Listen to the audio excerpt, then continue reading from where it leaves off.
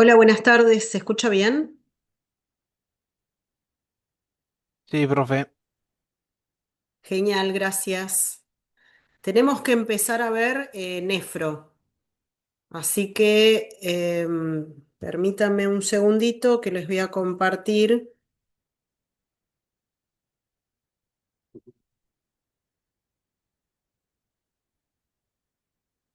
una clase. Ahí está.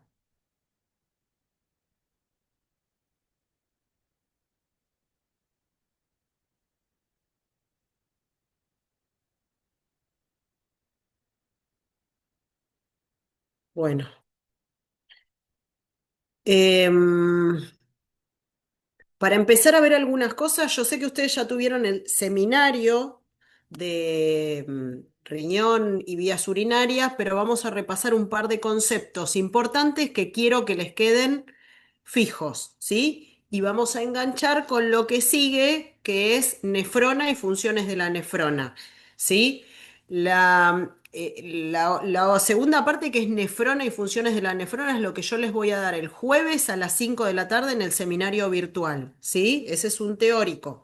Ahora vamos a hacer un taller, pero vamos a ir charlando de algunos temas que son importantes que ya vieron en el seminario y que quiero repasar acá. Por eso agarré una clase teórica para mostrarles.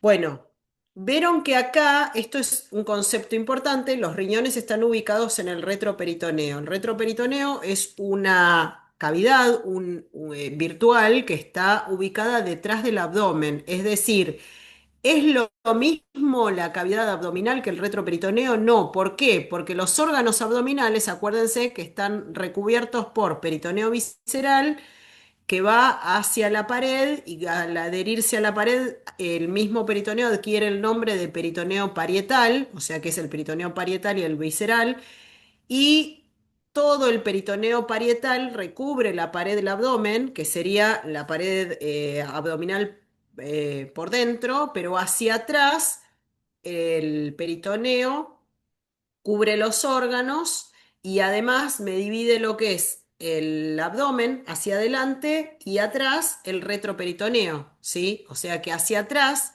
en el retroperitoneo, los órganos no están recubiertos de peritoneo, ¿sí? Por eso se llama retroperitoneo. Como ven en este dibujo, tenemos riñón izquierdo y derecho y tenemos la irrigación de los riñones, ¿sí? Ustedes ven ahí la arteria aorta abdominal que desciende bien pegada a los músculos lumbares. Acá vemos, acá atrás, que estoy señalando los músculos psoas que salen de la columna y van hacia la pelvis. Y pegado a la columna está la arteria aorta y arriba tenemos el tronco celíaco, es la primera arteria que sale, luego sale la mesentérica superior y por último la mesentérica inferior. A la altura de la mesentérica superior tenemos las dos arterias renales, la renal izquierda y la renal derecha. Estoy hablando de arterias, ¿sí?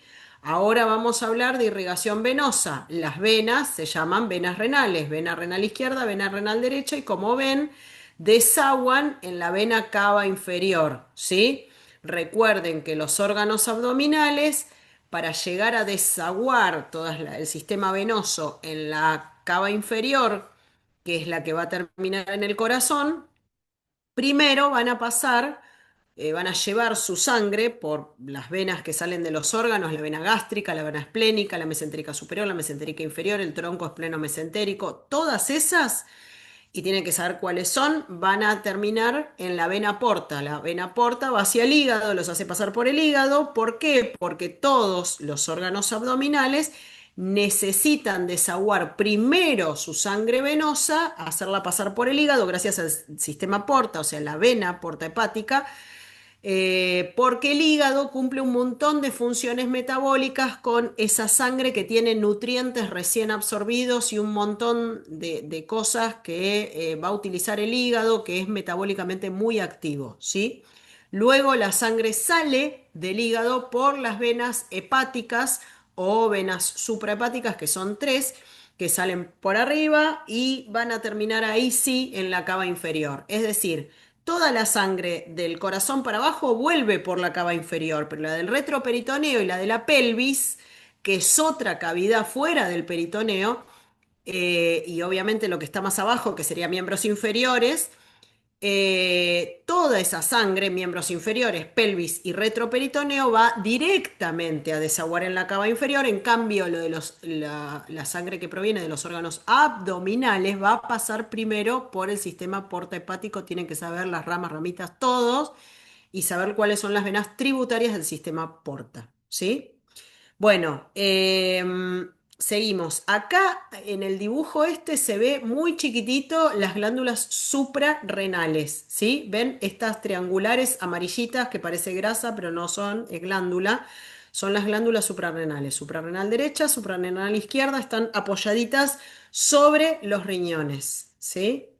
También lo vamos a ver cuando hablemos de sistema renina-angiotensina-aldosterona y cuando veamos otras cosas más. Acá se ve mejor las glándulas suprarrenales, ¿ven ahí? Y además acá vemos la pelvis renal, que es esta parte de los riñones, que está pegadita al uréter, ¿sí? O sea, la pelvis renal es la primer parte del uréter, no es uréter, es pelvis renal, es como un embudo grandote, eso se llama pelvis renal, que termina en el uréter, ¿sí? Estos son los uréteres. Y esto es importante, cada riñón mide 10-12 centímetros del diámetro longitudinal, 5 u 8 aproximadamente de ancho y 3 o 5 de profundidad, ¿sí? Son diámetros normales que tienen que saber y que son re importantes. Bueno, y la forma, como ven, tiene forma de haba o poroto, es lo mismo. El tamaño es más grande, ¿no? El tamaño es este que les describí ahora. Funciones. Esto es clave, no solo porque se los voy a tomar, sino que lo tienen que saber, es re importante. Fíjense, funciones de los riñones. ¿Es lo mismo que funciones de la nefrona? No, son dos cosas distintas. Ahora estamos hablando de los dos riñones en general, ¿sí? ¿Qué hacen los riñones? Intervienen en la regulación del medio interno. ¿Qué es el medio interno? Ya lo vamos a ver nosotros para el tercer parcial cuando hablemos de la acidez de la sangre, ¿sí? Que se mide con el pH. No solo la acidez de la sangre que se mide con el pH es el medio interno, sino otras cosas más que alteran a esa acidez de la sangre, como son el bicarbonato, la presión de dióxido de carbono, la presión de oxígeno, principalmente esas tres. Y también hay iones o electrolitos que son muy importantes en la sangre que tienen que estar todos dentro de valores normales, tanto el pH, la PCO2, la PO2, el bicarbonato, que son los cuatro que le nombré, que es el medio interno en sí mismo, y además también sodio, potasio y cloro. Después hay otros iones que son muy importantes también, pero esos son recontrabásicos, que sería el medio interno nuestro. Se llama medio interno a ese medio con esos electrolitos y con esas sustancias. La PCO2, presión de dióxido de carbono, la PO2, presión de oxígeno. El pH es como se mide la acidez. No importa que se acuerden todo esto, lo vamos a ver para el tercer parcial, pero se los nombro ahora porque quiero que les quede la idea integrada en toda la materia. Y el bicarbonato. Bueno, todo eso que se llama medio interno tiene que estar siempre dentro de valores normales en la sangre para que todo funcione adecuadamente, ¿sí? Son parámetros de iones y de acidez que tienen, y de gases, que serían, los gases serían el oxígeno y el dióxido de carbono. Todas esas sustancias tienen que estar dentro de valores normales en la sangre. Eso se llama medio interno, nuestro medio interno. Bueno, los riñones se ocupan de regular todo esto que les dije, el medio interno, es decir, regulan el bicarbonato, regulan la acidez, regulan los iones, estos, muchos iones.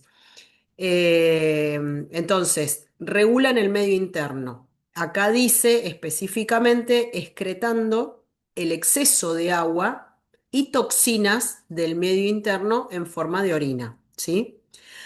Actúa en el equilibrio ácido-base, que es más o menos lo mismo que les dije. El equilibrio entre lo ácido y lo alcalino o básico hace que el pH esté neutro, ¿sí? Y gracias a que tenemos ese pH neutro, se mantiene dentro de lo normal. Cumple un rol importante en la regulación de la presión arterial, ya vamos a ver por qué, en la regulación de la producción de hormonas como la eritropoyetina, Y les nombro otra que es la renina, que la vamos a ver. Esas son dos hormonas que producen los riñones que son muy importantes y regulan la cantidad de calcio y producción de vitamina D. Bueno, todas estas son funciones de los riñones. No confundan porque después vamos a ver las funciones de la nefrona, que es la unidad funcional del riñón. Bueno, acá lo vamos a pasar rápidamente porque es de anatomía. Ustedes lo van a ver con Adriana y lo deben haber visto también en el seminario. En el seminario tiene una cara anterior y una posterior, un borde lateral o externo, un borde medial o interno, un polo superior, un polo inferior, ¿sí? Tienen que saber con qué, obviamente, contacta cada una de esas caras o polos que eso sería, se llaman las relaciones, ¿no? De un órgano con qué contacta. Y acá vamos a hablar de la configuración interna. Esto es muy importante, la configuración interna. ¿Por qué? Porque tiene un montón de estructuras que están relacionadas, esto es lo macroscópico, pero también se relacionan con lo microscópico. Como ven acá, la arteria y la vena renal entran en el riñón en una zona donde ingresa el paquete vasculonervioso, sería la arteria, la vena y el nervio, siempre en un órgano, la zona de ingreso en ese órgano se llama ilio, en este caso es el ilio renal, ¿sí? Esa zona es la misma donde está la pelvis renal y abajo el uréter, ¿sí? Acá se ve en este dibujito la arteria y la vena que ingresan en la misma zona, no es que una ingresa por un lado y la otra por el otro, sino ambas ingresan en el ilio renal y ahí mismo en el ilio renal es donde sale la pelvis renal y luego abajo el uréter. Tanto la vena como las arterias se van ramificando de esta manera como ven acá en el dibujito y vamos a ver además qué otras estructuras hay por dentro. Hay una cápsula, como No, ven, profe, una perdón, cápsula, tiene una cápsula quería fila consultar. y una cápsula interna, ¿sí? Esta cápsula interna es resistente de 1 milímetro de espesor, es elástica y rodea por completo al riñón.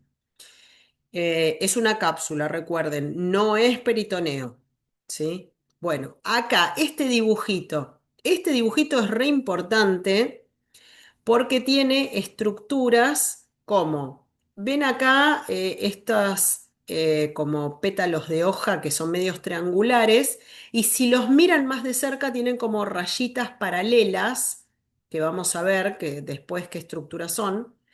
Estos se llaman pirámides de Malpighi, ¿sí?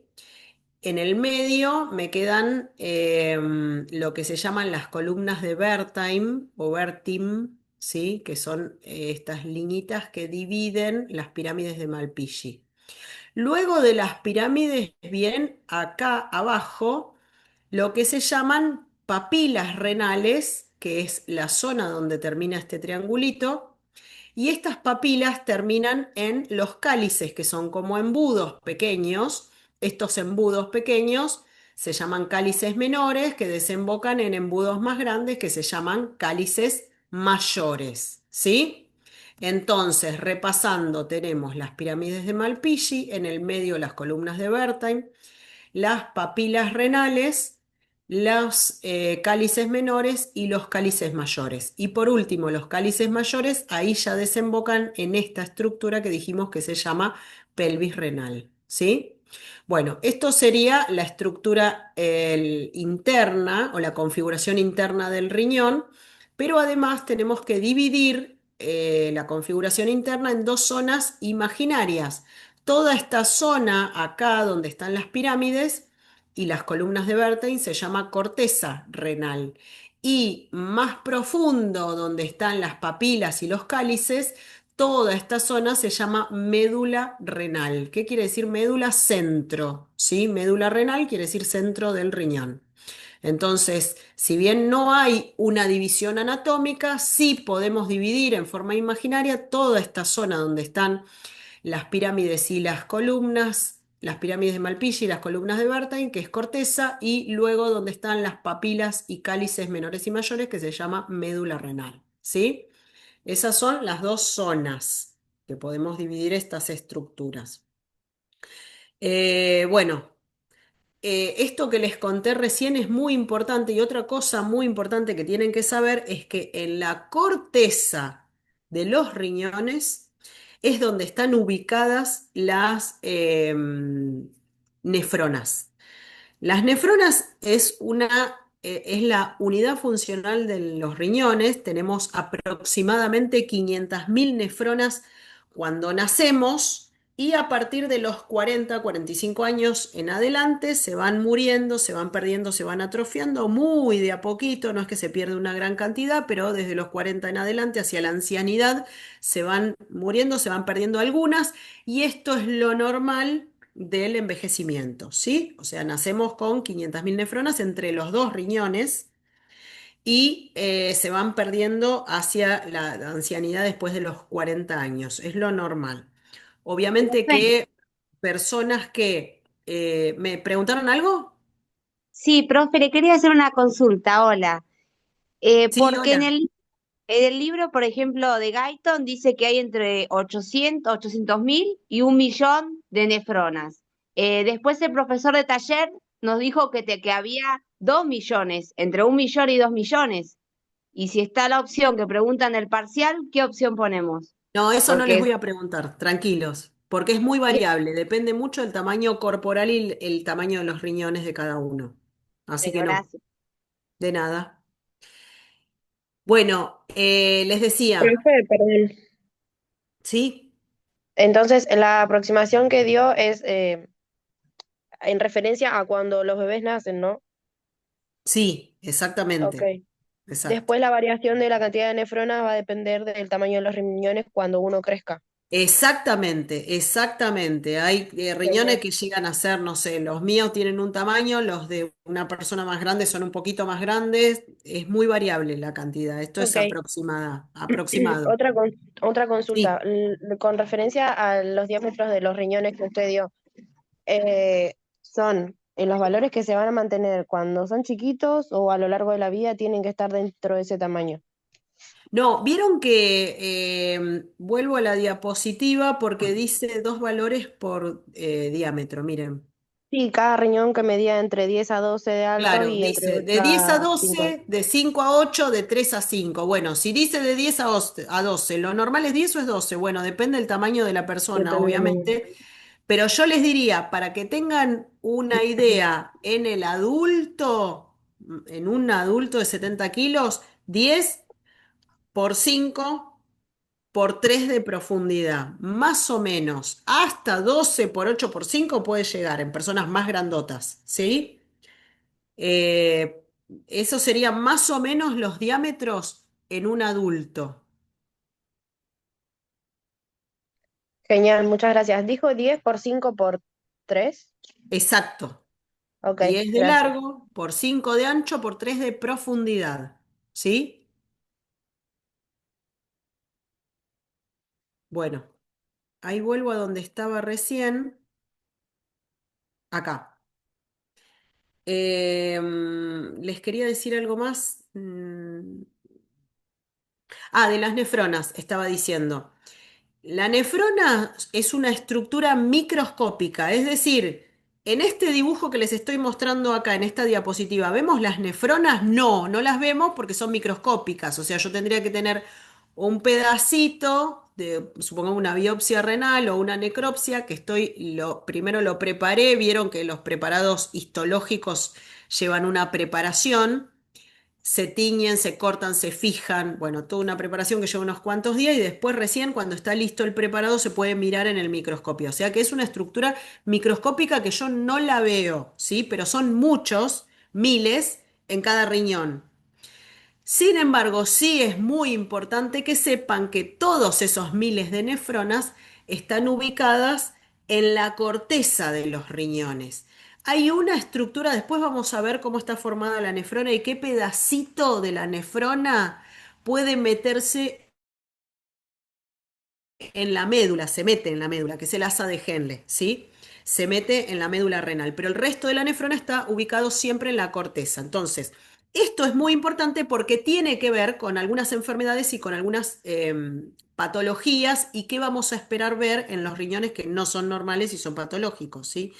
Es decir, es importante saber cómo está formado el riñón, dónde están ubicadas las nefronas y cuál es su tamaño normal. ¿Por qué?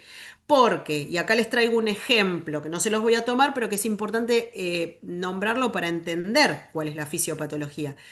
Por ejemplo, en pacientes que tienen hipertensión arterial no controlada o no diagnosticada, o está diagnosticada y no toman la medicación, están todos los días hipertensos, aunque no sea muy hipertenso un poquito, pero todos los días hipertensos. Pacientes diabéticos que o no están diagnosticados y están con sus glucemias elevadas porque no tiene diagnóstico, o tiene diagnóstico y no cumplen un tratamiento adecuado, entonces sus glucemias están todos los días elevadas, aunque no sea muy elevada, pero todos los días un poco elevado.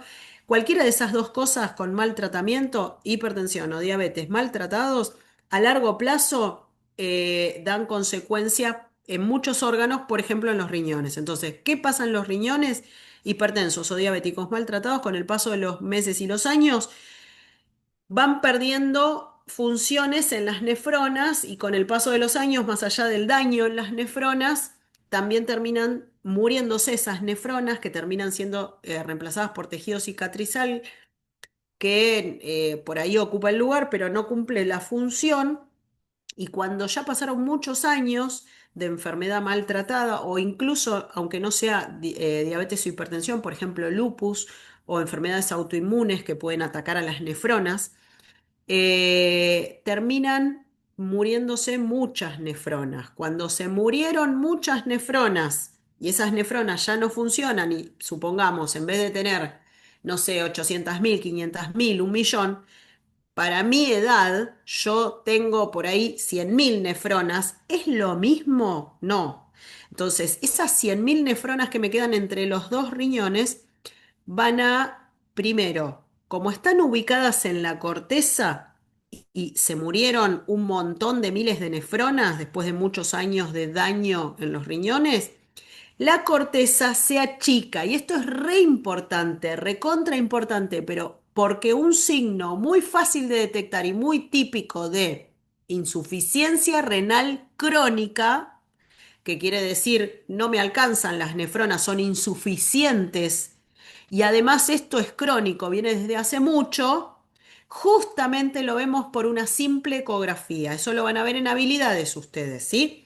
En una ecografía puedo ver que el riñón está disminuido de tamaño, los dos riñones, a expensas de la corteza. ¿Sí? Van a tener una corteza muy delgadita, ¿sí? Muy finita, o ya ni siquiera se ve la corteza. Y riñones chiquititos, obviamente, porque la corteza está atrofiada. Y eso significa riñón que no tiene corteza, que está atrofiada, que tiene una corteza disminuida, o riñón chiquitito.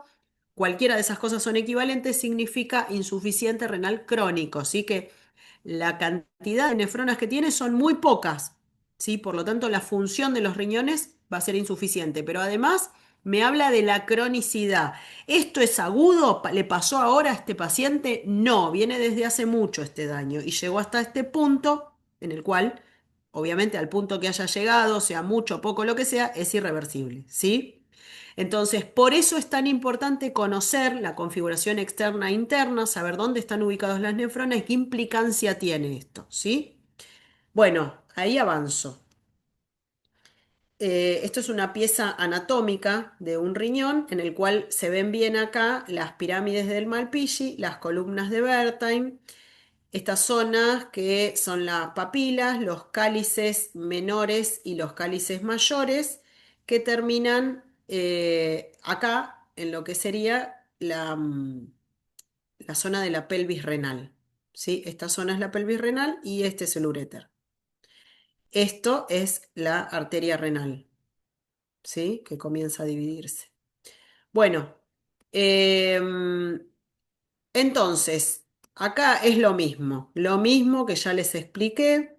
Voy a avanzar. Eh, Acá están las relaciones, esto es todo anatómico. Acá hay una cosa más anatómica de la macroscopía que es importante, que es, ven que acá atrás están los músculos lumbares, ¿sí? Estos son los músculos lumbares, esta es la espalda. Hacia adelante está la panza, o sea, los órganos abdominales. Ahí vemos un pedacito de peritoneo, intestino, todo esto es adelante, es abdomen. Acá atrás ya no hay peritoneo, es el retroperitoneo, acá tenemos un riñón, ¿sí? Y como ven, alrededor del riñón hay grasa, fuera de la cápsula renal hay grasa. Esto es la grasa perirrenal. Y acá, esta membrana que está acá, un poquito más alejada del riñón, no es la cápsula es esta que está bien pegadita al riñón. Acá hay grasa perirrenal y acá está esta membrana. Esta membrana se llama fascia, ¿sí? Es la fascia renal. Esta fascia es una membrana que no es peritoneo, se llama fascia, es diferente. Es el mismo tipo de membrana que recubre a las fibras musculares, dividiendo los músculos en fascículos. ¿Sí? Ven, por ejemplo, acá este músculo tiene una membrana que lo recubre y lo envuelve sus fascículos. Y esto es una fascia muscular. Es el mismo tipo de membrana y se llama fascia renal. Y fuera de esta fascia también tenemos un poco más de grasa perirrenal, ¿sí? O sea que tenemos riñón con su cápsula, grasa perirrenal, la fascia perirrenal o renal y un poco más de grasa. Esto se llama pararrenal porque está afuera. Bueno, acá está hablando de las relaciones, o sea, con qué órganos se relaciona hacia un lado y hacia el otro. Esto es más de lo mismo. Acá se ve bien la columna, los músculos lumbares hacia atrás, hacia adelante el abdomen, la cavidad peritoneal, y hacia atrás en el retroperitoneo el riñón con su cápsula, la grasa perirrenal, la fascia y la grasa pararrenal. Nada más. Bueno, acá habla de la vascularización, que ya lo hablamos, ahí, y los ganglios linfáticos. No voy a profundizar en eso, la inervación y el uréter. Bueno, ahora sí, acá. Acá vemos salir el uréter que va recorriendo desde atrás por todo el retroperitoneo hacia abajo y adelante, ¿sí? Acá ya nos metemos en la pelvis, ¿sí? Los uréteres se meten en la pelvis. Como ven, esto es recto y adelante del recto va a estar ubicada la vejiga, que es esta que está acá. Los uréteres terminan en la vejiga y vamos a ver otra foto. Acá vemos cómo está formada la vejiga. La vejiga es un órgano hueco, musculoso, tiene dos zonas muy importantes. Acá es donde terminan los uréteres. Ven, los uréteres vienen por atrás de la vejiga y terminan acá. Y van llenando de a poquito la vejiga. La vejiga tiene dos zonas. Esta zona de arriba, que se llama detrusor, es músculo, el músculo detrusor. Y esta zona que está acá abajo, que es como un músculo triangular, que se llama trígono. Tienen, cumplen funciones diferentes un músculo que el otro. Parece todo lo mismo, pero no lo es. La zona de arriba de la vejiga es... uy, se me fue. La parte de abajo es trígono y arriba es detrusor. Detrusor. El músculo de arriba es detrusor, el músculo de abajo es trígono. ¿Sí? Y todo esto termina en la salida, que es el orificio de la uretra. La uretra comienza ahí, es la salida de la vejiga y sigue hacia abajo, ¿sí? Acá vamos a ver cosas importantes de la vejiga. En primer lugar, la vejiga es un órgano que trabaja de reservorio, se va llenando de a poquito. Aproximadamente a los 150, 300 mililitros ya se inicia el reflejo miccional. ¿Qué quiere decir? Entre 150 y 200 mililitros de orina que haya en la vejiga ya me dan ganas de hacer pis. Puedo aguantar un poco más porque es un órgano que se distiende, tiene una capacidad importante, pero aproximadamente entre 300 y 400 mililitros ya tengo bastantes ganas de hacer pis, ya tengo que orinar ahí. Es decir, en 200 ya me doy cuenta que hay orina, pero hasta 300, 400 puedo aguantar. En algunas personas que tienen cuerpo más grande, vejiga más grande, por ahí hasta 500, pero ya es un montón, 500 mililitros. Entonces, entre 300 y 400 mililitros según el tamaño de la vejiga de cada uno, ya tengo bastantes ganas de orinar y ya tendría que ir a orinar. Eso significa que, igual que el reflejo defecatorio, tenemos una parte consciente y una parte inconsciente, ¿no? La vejiga tiene receptores que informan, que son del sistema nervioso somático, que informan a la conciencia cuando yo tengo la vejiga a partir de 200 mililitros en adelante, ocupada a partir de 200 mililitros en adelante. Entonces, a partir de ese momento yo ya me doy cuenta que tengo ocupada la vejiga y cada vez más presión, más cantidad de orina, va a ser más presión y va a estimular más esa sensación consciente de el deseo miccional, de tengo ganas de hacer pis, ¿sí? Como ese reflejo es, como ese deseo es consciente, tengo la voluntad, tengo la posibilidad de elegir el momento que voy a orinar dentro de un límite normal, no es que puedo decir, bueno, me aguanto hasta 7 litros de orina, no, no puedo, hasta 500 como mucho. Si no, más allá de eso, por ahí uno puede llegar a aguantar, pero pues ya causa daño en la vejiga, entonces no es conveniente. Em, Hay una diferencia entre la vejiga hay varias diferencias entre la vejiga del hombre y la mujer, y es que principalmente, a ver el dibujo que viene, acá la vejiga del varón, abajo de la vejiga del varón tenemos la próstata, ¿sí? Esa es una diferencia muy importante, y además la salida de la vejiga, que es la uretra, va a pasar por dentro de la próstata, que es un órgano, una glándula, un órgano sólido que está abajo de la vejiga y alrededor de la uretra. Luego va a pasar por la pelvis y luego va a salir por el pene, ¿sí? Entonces tiene tres regiones diferentes, la uretra, y no solo la uretra del varón tiene un recorrido diferente, sino que es más larga la uretra del varón que la de la mujer, y eso hace que tenga menos predisposición a tener infecciones urinarias. Y además no termina en el periné, que es el piso de la pelvis, como en la mujer, sino que termina en el meato urinario, que está ubicado en el glande, ¿sí? En el pene. Entonces, no solo la uretra del varón es más larga, el recorrido es más largo, porque pasa por la uretra peniana, además de todo el resto del recorrido, sino que además termina en una zona más alejada del periné, que es el piso de la pelvis.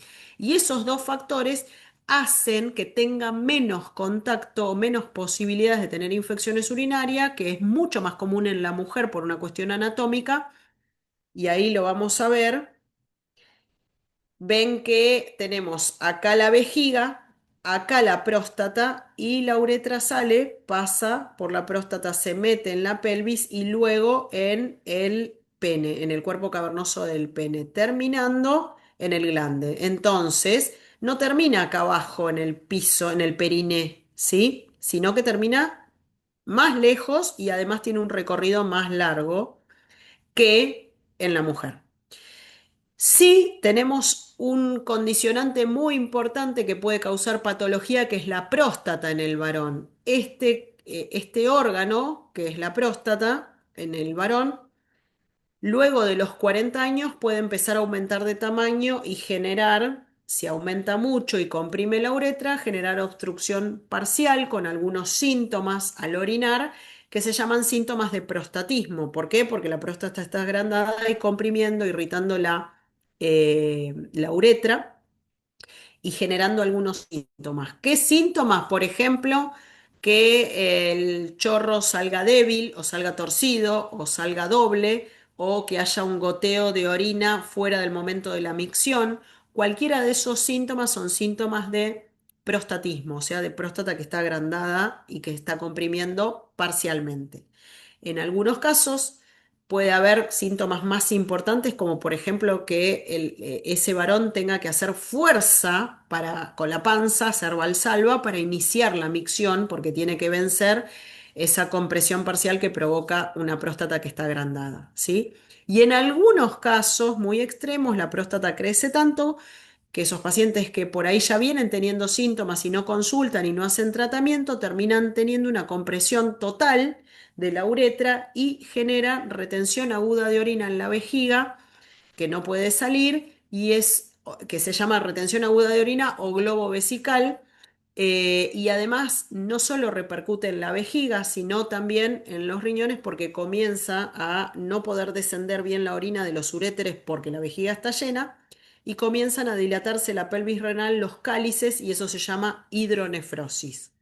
Eh, Tanto una obstrucción parcial con síntomas de prostatismo más leves o más intensos como un globo vesical por una obstrucción total por la próstata. Cualquiera de estas gamas de obstrucción, desde lo más leve hasta lo más severo, genera consecuencias, ¿sí? Entonces, es importante conocer, que después lo van a ver en habilidades, cuáles son estos síntomas que puede tener una persona, un varón en este caso, por la próstata agrandada que va obstruyendo parcial o totalmente cuando está muy agrandada, ¿sí? Y la otra consecuencia importante que genera la obstrucción parcial de la próstata es que al no poder evacuar, por ahí la obstrucción es parcial, pero al no poder evacuar totalmente la vejiga cuando orina ese varón, puede quedar algo de orina dentro de la vejiga y eso también genera, aunque no sea, que no esté llena, que quede un poco, genera predisposición a infecciones urinarias, ¿sí? Entonces, bueno, esta es la implicancia que tiene la patología de próstata después de los 40 años en el varón. Digo después de los 40 años porque es más frecuente que empiece a esa edad la patología benigna como es la hiperplasia prostática. Hay otras patologías, no solo esa. Bueno, ¿cuál es la diferencia con la mujer? Acá tenemos una diferencia muy importante, ya les dije, o sea, el varón tiene próstata, la mujer no, y la longitud y el recorrido de la uretra. Más allá de eso, tenemos otras diferencias. La mujer tiene acá adelante la vejiga, no hay próstata, y atrás el recto, igual que en el varón, pero en el medio tenemos un órgano más que es el útero, ¿sí? El útero que es una cavidad virtual porque está comprimida, se hace una cavidad real cuando hay adentro un producto del embarazo o un tumor u otra cosa, pero si no, está cerrada esa cavidad, ¿sí? Pero es un órgano más que está ubicado entre ambos, entre la vejiga y el recto. Y además, el útero hace que la vejiga, que está adelante del útero, tener un órgano más que es el útero, hace que la vejiga en la mujer esté un poquito más abajo que en el varón, ¿sí? Entonces, esas son todas las diferencias que ya les nombré todas entre la vejiga, el sistema urinario de la mujer y del varón. Esas son todas las diferencias. ¿Qué implicancia tiene en la mujer estas diferencias? Bueno, la uretra es más corta porque sale de la vejiga, no hay próstata, directamente al periné, que es el piso de la pelvis. Entonces, la uretra es más corta y además termina en el periné, lo cual hace que la salida, que es en el introito de la vagina, perdón, de la vulva, eh, hace que esa salida, y que además es más corta, esté más cerca del ano. Si bien no está pegado al ano, ¿no? No es que están acá, así uno del otro, el meato urinario y el ano. No, están un poco más alejados, pero en el varón está más alejado, ¿sí? Y además es más larga la uretra. En cambio, en la mujer la uretra es más corta y termina un poco más cerca del ano, ¿sí? ¿Por qué hablo del ano? Si bien no están al lado, bueno, porque el perine puede contaminarse con gérmenes que provienen del ano. ¿Por qué? Porque nosotros por el ano defecamos y en el ano la defecación viene con bacterias, que es lo normal, porque ya hablamos cuando vimos tubo digestivo que en el intestino hay gérmenes intestinales, que es la flora bacteriana normal, por lo tanto la materia fecal va a salir con esos gérmenes intestinales, con la flora bacteriana y con muchos más gérmenes, es lo normal, ¿sí? Pero son los gérmenes normales de allá, no de acá.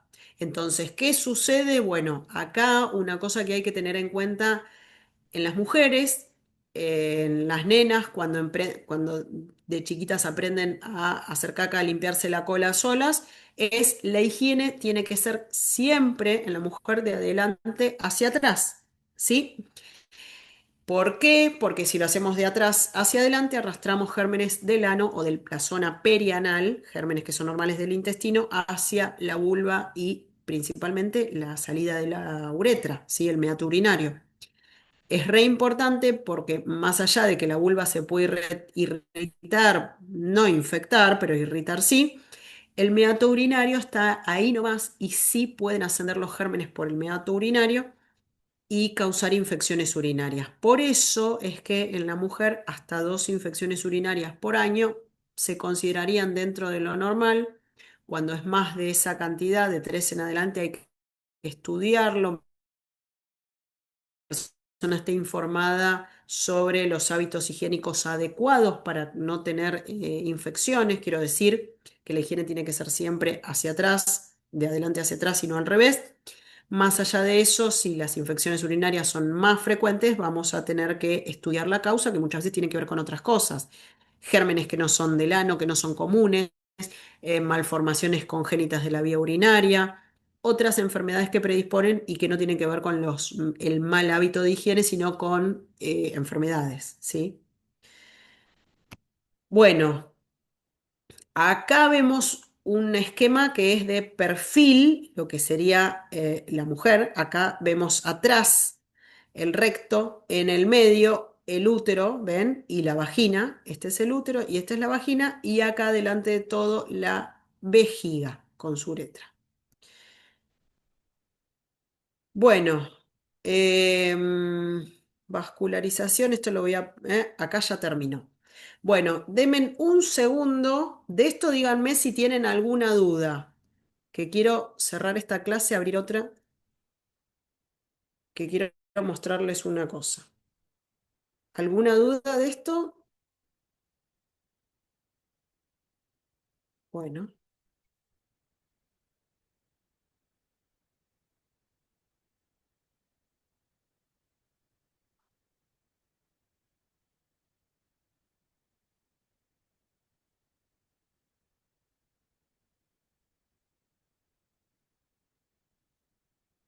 bueno, ahora les voy a compartir otra clase, pero vamos a ver un pedacito nada más para relacionarlo con la anterior que les mostré.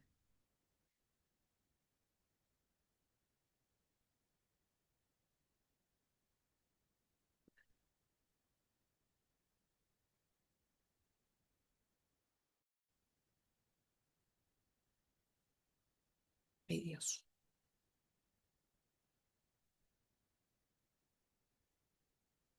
Acá. Eh, bueno,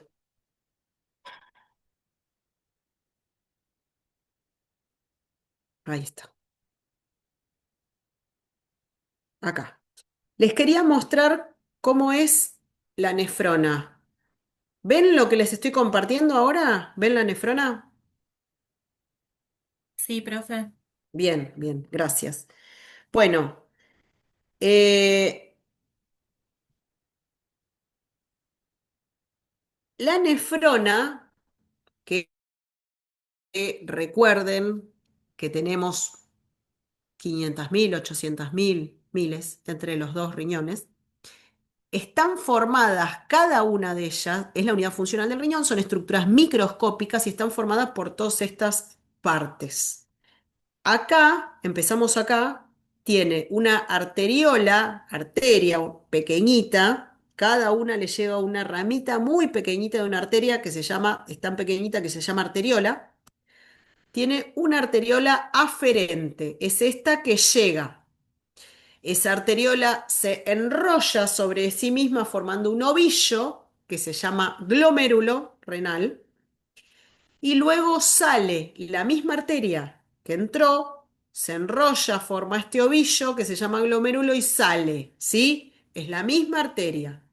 Cuando ingresa a la nefrona se llama arteriola aferente. El ovillo se llama glomérulo, no es solo el ovillo, sino que tiene una estructura más. Ahora lo vemos. Y cuando sale esa misma arteria se llama arteriola eferente. ¿Sí? Entonces, arteriola aferente, glomérulo y arteriola eferente. Ahora, este glomérulo, este ovillo, esta arteriola enrollada sobre sí misma, está rodeada por un espacio y luego del espacio una cápsula. Esta cápsula se llama cápsula de Bowman, que es esto que vemos acá en amarillo alrededor del glomérulo. ¿Sí? En realidad todo esto es glomérulo, incluyendo la cápsula también. Luego vienen una serie de túbulos que son como canales donde va a circular ahí adentro la orina que se está formando, pero que va a sufrir modificaciones. Entonces, ¿qué tenemos primero? Primero este, que se llama túbulo contorneado proximal, porque está más cerca del glomérulo. Luego viene el asa de Henle, que es esta que se mete acá. Asa como si fuera el asa de una taza, la manija de una taza. Eso es un asa. Tiene forma de asa. Tiene el asa gruesa descendente, el asa fina descendente, el asa fina ascendente, el asa gruesa ascendente. Son las cuatro porciones del asa de Henle. ¿Sí? Y por último viene el túbulo contorneado distal, que en realidad se llama distal porque está más lejos del glomérulo. ¿Está lejos? No, fíjense que está cerca, pero bueno, tuvo que pasar toda una vuelta hasta que está el distal. ¿Sí? Si lo estiráramos, es el que queda más lejos. La realidad es que no está lejos, porque el proximal está enrolladito cerca, después viene el asa de Henle que se mete para abajo, y, y el que se llama distal es el que viene último en esta serie de túbulos. Sin embargo, se enrolla bastante cerquita del glomérulo, pero bueno, esos son los nombres que le pusieron, ¿sí? Por último, después del túbulo contorneado distal vienen los túbulos colectores, ¿sí? Este último que está acá. Y en los túbulos colectores desembocan nefronas de diferentes, o sea, desembocan diferentes nefronas, ¿sí? Acá fíjense a la derecha que dice corteza y médula renal, ¿no? ¿Por qué? Porque dijimos que todas las nefronas están ubicadas en la corteza, todas, pero una parte de la nefrona, como ven acá, que es el asa de Henle, no está ubicada en la corteza, sino que un pedazo o más largo o más corto del asa de Henle, según donde esté ubicada esa nefrona, se mete en la médula. O sea, siempre el asa de Henle se mete en la médula. Ahora, si es una nefrona que está ubicada más cerca de la médula, se va a meter toda el asa de Henle. Y si es una nefrona que está ubicada más cerca de la periferia, en la corteza, en el espesor de la corteza, no es lo mismo la nefrona que está ubicada más en el centro que la que está más periférica, dentro del espesor de la corteza. Entonces, la nefrona que está más periférica tiene un asa de Henle que se va a meter un pedacito nada más. En cambio, la nefrona que está ubicada más en el centro, ¿sí? Más cercana a la médula, bueno, ahí esta se le va a meter toda el asa de Henle, ¿sí? Por eso este esquema me divide lo que es la corteza de la médula, es decir, todas las nefronas están ubicadas en la corteza, pero todas las nefronas, el asa de Henle se mete a un poquito más o un poquito menos, según donde esté ubicada esa nefrona, en la médula renal, ¿sí? Bueno, y acá vemos un poco más detallado esto que veíamos acá, que era el glomérulo, este pedacito de la nefrona, porque la nefrona es todo, es el glomérulo, el túbulo contorneado proximal, el asa de Henle y el túbulo contorneado distal, ¿sí? El túbulo colector, un pedacito es de la nefrona, pero ya es la salida, ya no produce ninguna modificación en la orina, así que eso ya no se considera parte de la estructura de la nefrona, sino vías urinarias que llevan la orina que ya está formada. En cambio, todo lo demás se llama nefrona. Repito, glomérulo, túbulo contorneado proximal, asa de Henle y túbulo contorneado distal, todo eso se llama nefrona en su conjunto. ¿Por qué? Porque tiene distintas funciones en las cuales se va formando y modificando la orina hasta que está finalizada la formación de la orina. Luego, la orina ya formada es conducida por el túbulo colector, pero ya no es modificada. Bueno, entonces vamos a ver ese pedacito que era el glomérulo. Como dijimos, el glomérulo era la arteriola aferente que llega, ¿ven? Esta es la arteria, la arteriola, una arteria muy finita, por eso se llama arteriola. Acá adentro tiene lo que tienen las arterias, sangre, ¿sí? Y ven acá estos glóbulos rojos que están circulando acá adentro. Esta arteriola se enrolla sobre sí misma y sale. Entonces acá cuando ingresa se llama aferente, el rollito este es el glomérulo y cuando sale se llama arteriola eferente, ¿sí? Pero como ven, alrededor hay un espacio y también alrededor hay una cápsula y acá ya comienza el túbulo contorneado proximal. Esta cápsula se llama cápsula de Bowman y este espacio se llama espacio de Bowman, ¿sí? Son estructuras muy importantes. Hay otra estructura muy importante.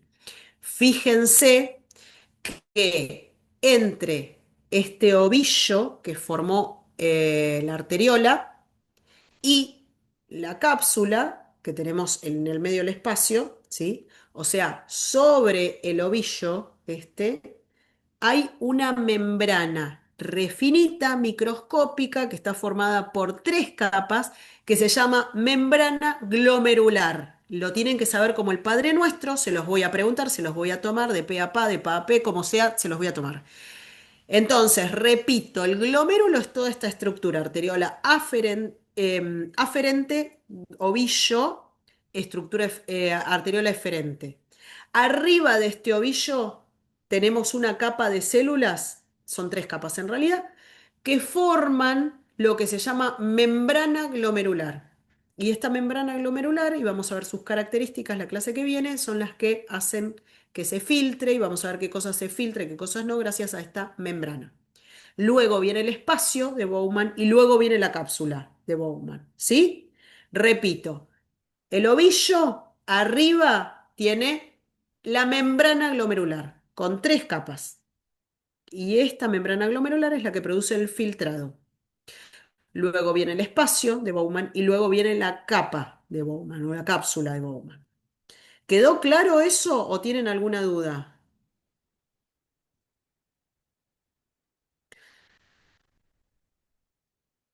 Bueno, si no hay dudas, sigo. Alrededor de los túbulos, no es tan sencillo. Acá vemos la arteriola aferente, glomérulo, arteriola eferente, la cápsula de Bowman y toda la serie de túbulos alrededor, ¿sí? Túbulo contorneado proximal, que sería este, acá. El asa de Henle, que se mete en la médula, túbulo contorneado distal, y acá ya el túbulo colector.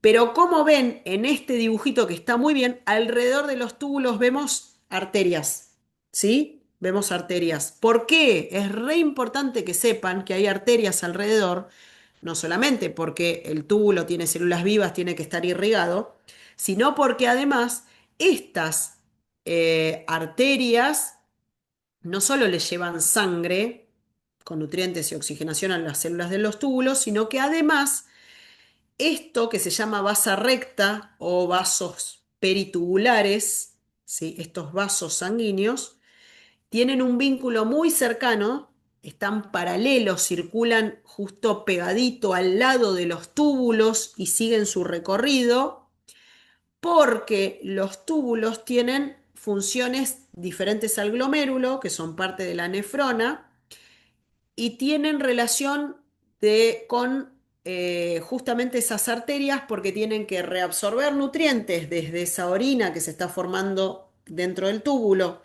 hacia la sangre o tienen que secretar sustancias que no fueron filtradas en el glomérulo desde la sangre hacia la luz del túbulo. Por eso es tan importante tener en cuenta que existen estos vasos sanguíneos, estas arterias chiquititas que se llama vasa recta o capilares peritubulares, porque están alrededor de los túbulos paralelo, siguiendo su mismo recorrido, porque tienen funciones re importantes, ¿sí? Gracias a esos capilares peritubulares o vasa recta, los túbulos pueden cumplir sus funciones. ¿Ven? Acá se ve más detalladamente vasa recta o capilares peritubulares. Cualquiera de los dos nombres son sinónimos y están bien, ¿sí? Acá lo que explica es que la vasa recta tiene una circulación que es al revés, o sea, la circulación de sangre dentro de la vasa recta de la circulación de sangre es al revés, en el sentido opuesto que la orina dentro de los túbulos. Ven que acá tenemos glomérulo, túbulo contorneado proximal, asa de Henle, que se mete hacia abajo, ¿sí? El asa de Henle, la orina viene por dentro del asa de Henle, circula por el asa de Henle, luego asciende por la rama ascendente y termina en el túbulo contorneado distal, ¿sí? Bueno, ven acá hay flechitas que me indica el sentido de la circulación de la orina dentro de esta serie de túbulos y dentro del asa de Henle, cómo desciende y cómo asciende la orina, o sea, me marcan el sentido en el cual circula la orina, desde el túbulo proximal hacia, por el asa de Henle hacia el distal, nunca al revés. Pero ven alrededor la basa recta o capilares tubulares como la sangre circula en el sentido opuesto, la sangre dentro de las arterias, ¿no? Dentro de los túbulos no hay sangre, dentro de los túbulos hay orina que se está formando, dentro de las arterias hay sangre, pero circulan en paralelo, ¿sí? Uno al lado del otro. Entonces, fíjense cómo el sentido de la circulación de la orina dentro del túbulo es al revés, en el sentido opuesto que la sangre dentro de la basa recta. Esto es lo que quiere decir esta diapositiva.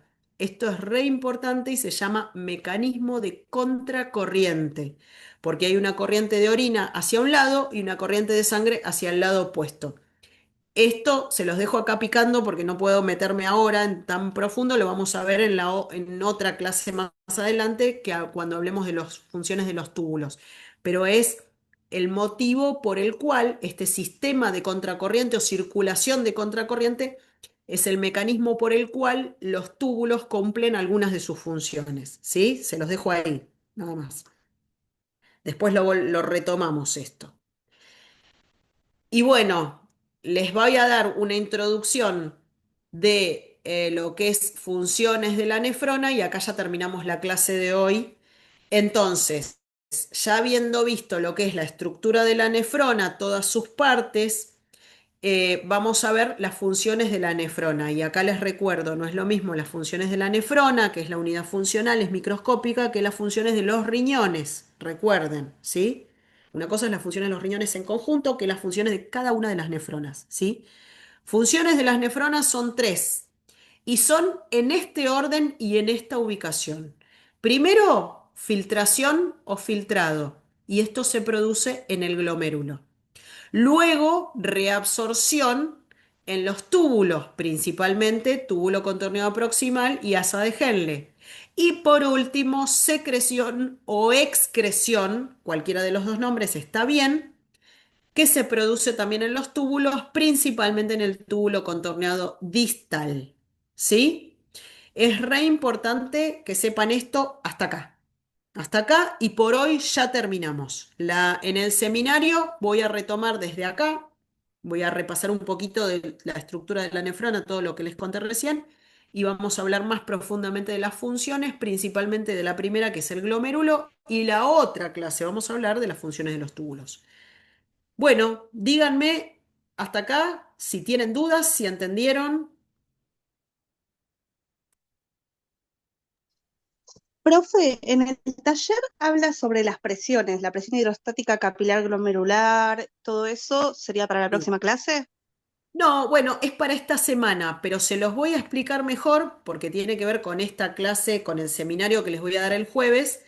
Se los voy a dar el Mm, jueves, ¿sí? Porque tenemos que profundizar un poco más en cómo se filtra, ¿sí? Lo de las presiones habla de cómo hace ok.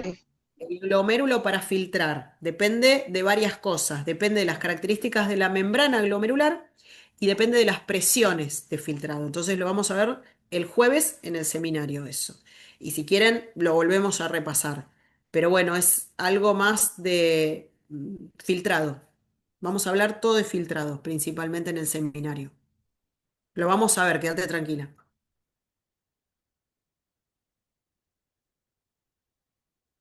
¿Alguna otra duda o consulta?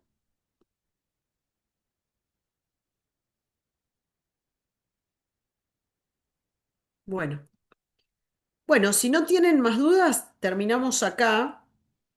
Eh, y si quieren ir leyendo, yo les mandé la clase esta, que es la que les voy a dar el jueves. Lo que les propongo es que la lean. Entiendo que hay cosas que no las van a entender, que por ahí las van a mirar y no tienen mucho sentido. Pero ya con que lean el tema, entiendan la anatomía, lo grosero, esto no es anatomía, sino que es algo más microscópico y vamos a hablar de fisiología, de funciones, pero con que hayan visto la anatomía, lo hayan leído y lean esta clase, para el jueves, yo creo que ya vamos a entender mucho más el jueves, ¿sí? Así que les propongo eso, mírenla, léanla, vean los dibujitos, familiarícense con eso que vimos hoy, con los dibujitos, para tratar de entender un poco más el jueves, porque es medio difícil este tema. Bueno, ¿alguna otra duda? Bueno, los espero entonces en el mismo link, este mismo link que usamos hoy, lo usamos el jueves a las 5 de la tarde y si no, grabamos la clase para ver este tema, ¿sí? Que es nefrona y filtrado. Bueno, los Bueno, dejo. profe, bárbaro. Bueno, chao, profe. Chau, nos Gracias. vemos. Chao, profe, Nos vemos el gracias. jueves. Chao, profe, Chao. gracias. Chau, Profe, chicos. gracias. Lean, estudien, ¿eh? Sí, Sí.